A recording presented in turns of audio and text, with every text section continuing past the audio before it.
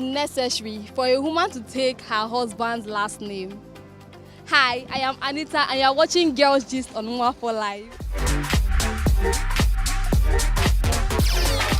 We are on the street right now and we want to find out if people really think it is necessary for a woman to take her husband's last name. Let's go.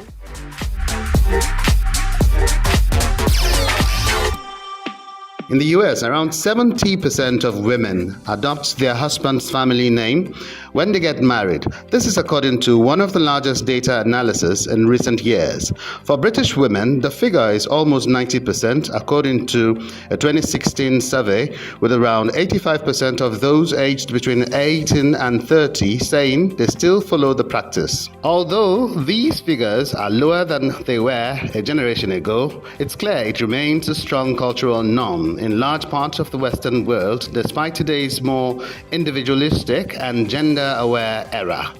If you get married, would you change your name, your last name, to your husband's name?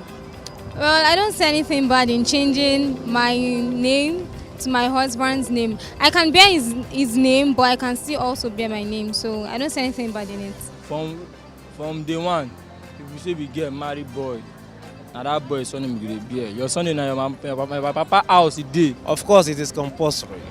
Why do you think it's compulsory? Number one, that is what has been. Coming from the scriptures angle, Bible says we should not remove the ancient landmark. That's the way it's been. When a woman gets married, she loses her surname automatically and starts bearing the name of the surname of the husband. That's the way it should be, and we must stick to it. Of course, it is compulsory in as much as she's married. If she's not married, it's different. But once she's married, the Bible says, let me quote as a Christian, for this cause shall a man leave his wife and cleave to the wife, and the two shall be one. So it's not a crime. The best for a woman to bear her husband's name. I don't think there's a big deal in it, but because in Africa, like when you get married, you have to take your husband's name, you have to continue your the husband's family lineage and all of that. So I guess, but if I see somebody that it's okay, but for me, if I want to get married, I would still like to put my son name before, like my son name will come first and then my husband's name, so we'll do it 50-50. For some women, they'll rather keep their maiden name in addition to their husband's. Many women who keep their maiden names do so sometimes because they marry later in life or at a time when their careers are already in full swings, and it could be risky, both career-wise and financially speaking, to change names. That's partly due to the value of personal branding, or in simple terms, name recognition. You see, some people do it like that. It's not a crime if they so wish, but me as a Christian, I prefer my wife to bear my name. It's compulsory and at the same time it's not compulsory. Explain.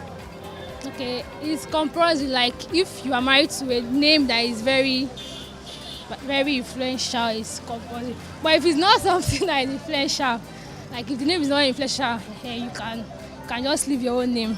I don't think it's compulsory. I feel like it's an agreement between you and your husband, so it depends on whatever you've agreed on.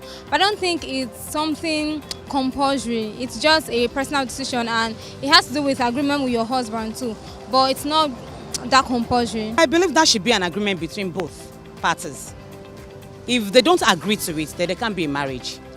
But if the husband doesn't mind, I'm sure she has her reasons, and if the husband doesn't mind, and I've seen people whereby they have their name, their dad's name in between, and then they also have their husband's last name.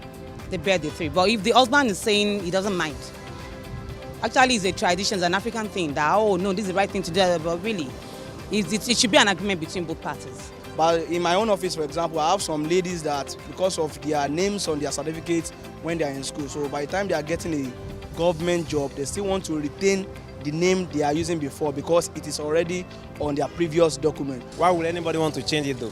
Even if your father is Dangote, at least I call Mrs. new name, Ni Dangote. What if your husband says, you must change your name to my last name, else the marriage is done? Is that going to be a deal breaker for you? I'm sure we must have had that discussion before getting married, so that if that should happen after getting married and we both agreed on not doing something like that, then I don't think I will even go through the marriage. So if you are Otedola's daughter now, you're not going to change your last name? Yeah, I'm not going to change it. So I believe it has been existing for so long, for so many years. So let that tradition continue. What if the woman is like, no, she wants to continue bearing her own surname, she likes her surname? But for me, So you leave the marriage? I go pursue am. In Nigeria, some notable women who have maintained their maiden names despite being married include Abike Dabiri Erewa, Joke Silva, Mercy Johnson, Chimamanda Adichie, Adesua Utomi, amongst others. The culture of changing your name when you get married as a woman has come to stay as a global phenomenon.